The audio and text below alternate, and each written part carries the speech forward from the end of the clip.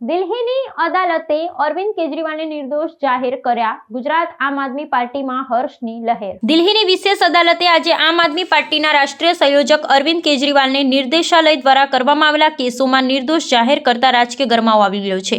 આ ચુકાદાને પગલે પક્ષના કાર્યકરોને સમર્થકોમાં ભારે ઉત્સાહ જોવા મળી રહ્યો છે. ગુજરાતમાં આમ આદમી પાર્ટીના પ્રદેશ પ્રમુખ ઈશુદાન ગઢવીએ આ નિર્ણયને સત્યની જીત ગણાવી છે અને કેન્દ્ર સરકારની નીતિઓની આકરી ટીકા કરી છે. આ કેસની વિગત મુજબ ઈશુદાન ગઢવીએ આક્ષેપ કર્યો છે કે સત્તાધારી પક્ષ દ્વારા તપાસ સંસ્થાઓનો દુરુપયોગ કરી અરવિંદ કેજરીવાલની છબી ખરડવાનો અનેક પ્રયાસ કરવામાં આવ્યા. તેમણે જણાવ્યું હતું અનેક અવરોધો, ખોટા કેસ ઉભા કરવા છતાં આખરે ન્યાયતંત્ર દ્વારા તેમને નિર્દોષ ઠેરવવામાં આવ્યા છે. પક્ષના મતે આ ચુકાદો સાબિત કરે છે કે પાયાવિહોણા આક્ષેપો દ્વારા કોઈની પ્રામાણિકતાને લાંબા સમય સુધી દબાવી શકાતી નથી. આગામી સમયમાં આ ચુકાદાની અસર દેશભરના રાજકારણ પણ જોવા મળી શકે છે. ખાસ કરીને જ્યાં આમ આદમી પાર્ટી સક્રિય છે તેવા રાજ્યોમાં કાર્યકરોનો આત્મવિશ્વાસ વધશે. ઈશુદાન ગઢવીએ ભારપૂર્વક જણાવ્યું છે કે અરવિંદ કેજરીવાલ હંમેશા કટ્ટર પ્રામાણિક રહ્યા છે ને ભવિષ્યમાં પણ રહેશે. હવે પક્ષ આ વિજયને લોકોની વચ્ચે લઈ જઈ આગામી ચૂંટણીલક્ષી રણનીતિને વધુ મજબૂત બનાવવાની તૈયારીઓ કરી રહી હોવાનું જણાય છે. મિત્રો, આપણે જોયું હશે કે માનનીય અરવિંદ કેજરીવાલજીનો ઉદય એક આંદોલનથી થયું અને એ પણ ભ્રષ્ટાચાર વિરોધી આંદોલનથી થયું. જે રીતે ચારે બાજુ લૂંટ ચાલતી હતી, જેને લઈને માનનીય અરવિંદ કેજરીવાલજીએ ઈમાનદાર નેતા આવી અને રાજનીતિમાં કઈ રીતે કરી શકે એના બેઝ ઉપર અરવિંદ કેજરીવાલજી ચાલ્યા અને એમણે દિલ્હીમાં સત્તા પહેલી વખત જ્યારે મળી ટેકાની સરકારમાં, ત્યારે માનનીય અરવિંદ કેજરીવાલજી 49 દિવસમાં એવું કામ કર્યું કે બીજી વખત ચૂંટણી આવી 6 મહિના પછી, એટલે 70 માંથી 67 સીટ દિલ્હીની જનતાએ જીતાડી અને ઈમાનદાર રાજનીતિને આખા દેશમાં પ્રસ્થાપિત કરી.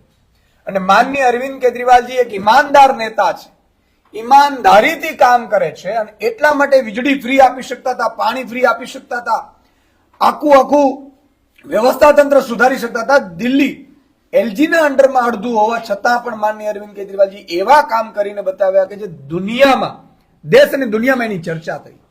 આખા દેશમાં આમ આદમી પાર્ટીનો ડંકો વાગવા માંડ્યો ને, જમ્મુ કાશ્મીરથી માંડીને કેરેલા સુધી અને પશ્ચિમ બંગાળથી માંડી અને ગુજરાત સુધી, પંજાબ સુધી આમ આદમી પાર્ટીને બધા શું સ્વીકારતા થયા.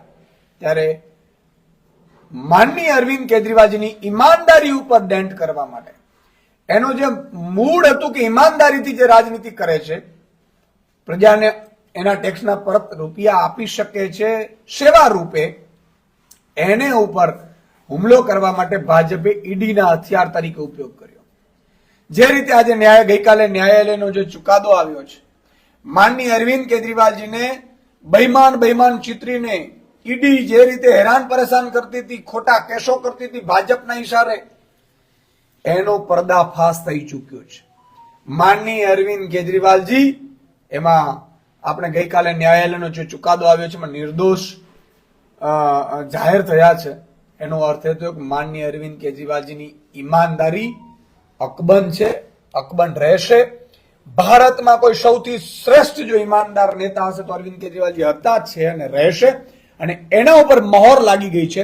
પણ ભાજપે જે વચ્ચે ઈડીના શસ્ત્ર તરીકે ઉપયોગ કરી અને અરવિંદ કેજરીવાલજીની ઈમાનદારી ઉપર અને બીજા આમ આદમી પાર્ટીના નેતાઓની ઈમાનદારી ઉપર જે વાર કર્યું હતું અને ખોટા મુદ્દાઓ ઉઠાવ્યા હતા, ભ્રષ્ટાચારના, દારૂ પોલિસીના, એના પર્દાફાશ થયું છે. આજે માનનીય અરવિંદ કેજરીવાલજી ભારતના ઈમાનદાર નેતા સાબિત થઈ રહ્યા છે.